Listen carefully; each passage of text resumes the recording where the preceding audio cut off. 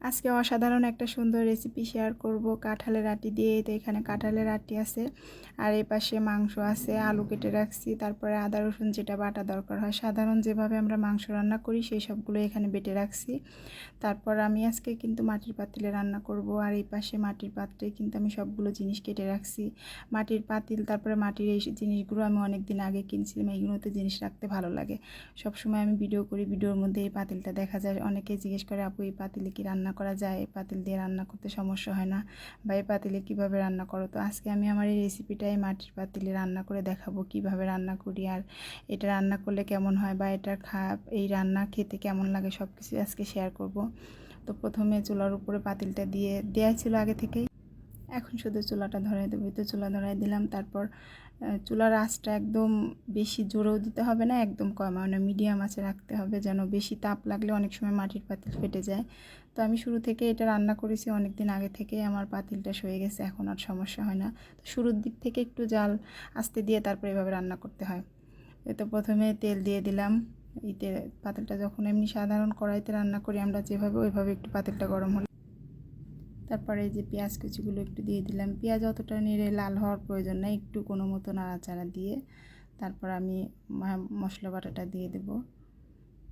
মাটির পাতিলে রান্নার একটা সুবিধা আছে যে চুলায় দিলে দেখা যায় যে কড়াইটা অনেক নড়াচড়া করে, বারবার লুসনি দিয়ে এক হাত দিয়ে ধরে তারপরে নাড়তে হয়, কিন্তু এটা মাটির পাতিলে রান্নার এই সুবিধাটা হচ্ছে ধরতে হয় না, সুন্দর মতো একদম ভারী তো উপরে থাকে, ইচ্ছা মতো নাড়াচাড়া করে রান্না করা যায়। তারপর আমি এই যে যতগুলো গুঁড়ো মশলা আছে, হলুদের গুঁড়ো, মরিচের গুঁড়ো, জিরে গুঁড়ো, যত কিছু প্রয়োজন এগুলো দিয়ে নিলাম।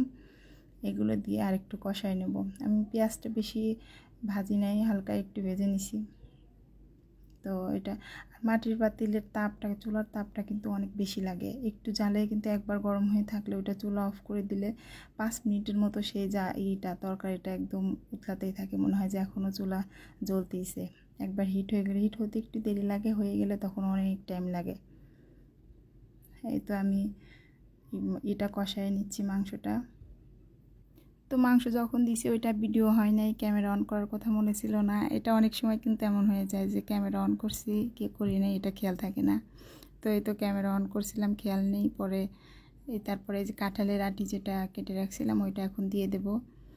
মাংস আর আলু মনে হয় আগে দিয়ে দিছিলাম নাকি এখন দিচ্ছি। তো নাড়াচাড়া করে তারপর একসাথে মাংসের সাথে দিলেও হয়, আবার মাংসটা একটু আগে দিলে, শক্ত মাংস হলে একটু আগে দিয়ে কষায় নিতে হয়। তারপরে যে তারপরে আলু দিয়ে দিলাম, আলুগুলো দিয়ে আবার ভালো করে কষাই নেব। তরকারি রান্নার কিন্তু মেন যে জিনিসটা, সবচেয়ে মজা হওয়ার যে বিষয়টা খেয়াল রাখতে হবে সেটা হচ্ছে কষানো।